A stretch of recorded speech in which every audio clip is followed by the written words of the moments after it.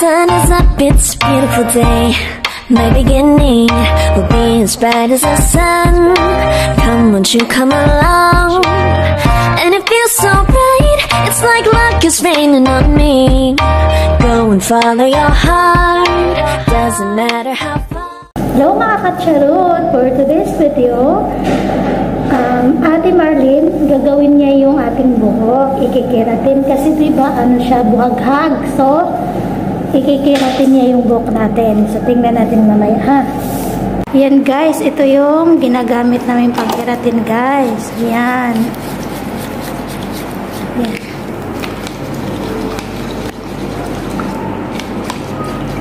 Yan guys, tinitimpla na yung ano guys. Yan na guys, ina-apply na po natin yung treatment guys. Yung step 1. Yung keratin treatment.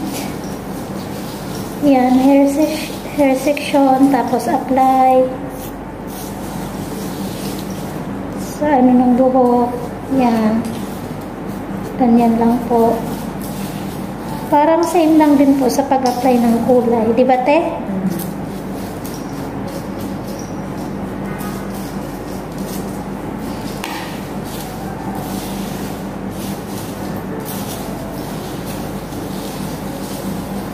Yung keratin kasi ano siya, yung treatment lang siya. Kakaiba naman siya sa hair rebonding. Kasi more on treatment talaga yung keratin. Treatment for the soft hair. Rebonding is for straightening. So ngayon, ipapasok soft natin yung buhok. Ayan. Kasi yung buhok ko kasi guys, ano, buhaghag siya. Tapos, inaano na kasi ito ni ate. Na-highlights. Tapos, kinukulayan. Ilang kulay na ito. Ilang patong na. So, ngayon, dry na siya. Tapos, sobrang ano na siya, buhaghag. So, ngayon, kailangan naman ikeratin.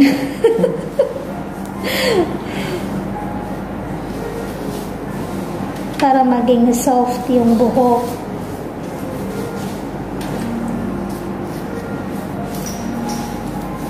Yan si ate guys, magaling yan sa buhok guys, si ate Marlene.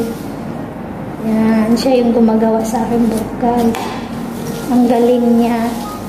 Tsaka ang ganda ng result. Pagagandahin niya yung mga pangit na buhok.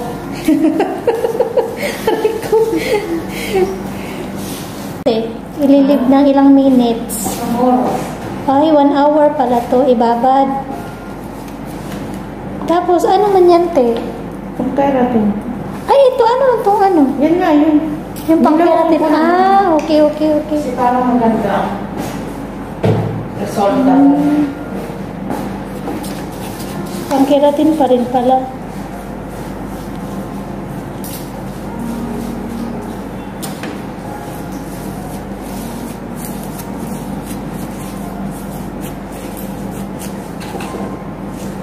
Ano pala yung ano niya, no?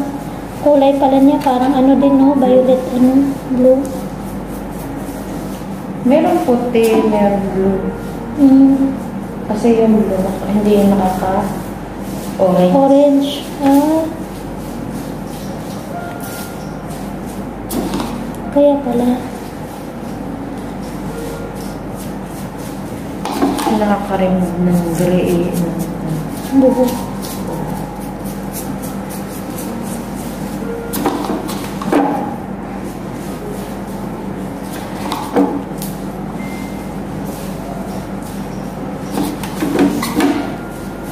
So, ibababad siya ng 1 hour, isang oras, para talaga mag-ano yung treatment niya, guys. Mag-penetrate siya sa buhok.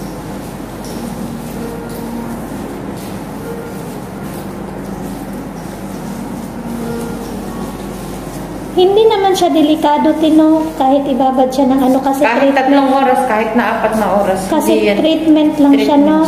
Hindi siya rebonding. Kahit yung buhok niya yung buhok is may kulay. May kulay, kahit gatong-gato. Pero mabubuhay yung buhok. Diba, nag-ruberize na. Hindi yan Hindi ka Kasi matatakot treatment na, siya. ay, balawan natin. Hindi. Kahit 5 oras mo pa niyang ibabad, Yun naman mas yung titibay lalo. advantage. Yun ang Advantage niya, no? Sa keratin. Sa keratin. Kasi aayusin niya yung sira-sirang buhok. Buhok, patay.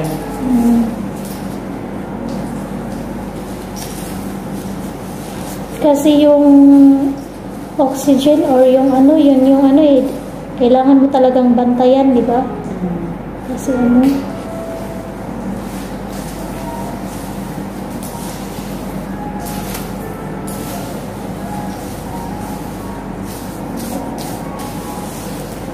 Ganyan lang. Kailangan mas dry yan. Is, ano na. So, pag mag-dry siya ate, tsaka na siya anuhin. Blower ko yan. Hindi na siya banlawan, di ba te? Hindi siya banlawan. Hindi katulad ng ano. Tulad ng iba na pinapanlawan. Tapos, paplansyahin siya with the treatment, di ba? Oo. Ang keratin. Oo. Yes. Yun naman yung ano sa keratin kaysa riban. Kasi yung riban, binabanlawan yun. Ilang oras ang Ang riban, di ba? Matagal. yan, kahit ibabad mo ng gusto. Kaya safety siya. Yan guys, yung kagandahan sa keratin guys, kahit ibaba daw siya ng 1 oras or 2 oras, safe yung buhok. So, hindi siya masisira. Kasi treatment lang siya. Yun yung kagandahan ng keratin. So, titingnan natin mamaya kung ano yung result niya guys. Yan, patuyuin. Tapos, pagkatapos ng patuyuin, plansyahin na siya. Hindi na siya kailangan banlawan. Patuyuin na siya with the treatment. Nga guys, ari ko. Patutuyuin na po ni ate yung buhok natin. Ayan. Blower na yan.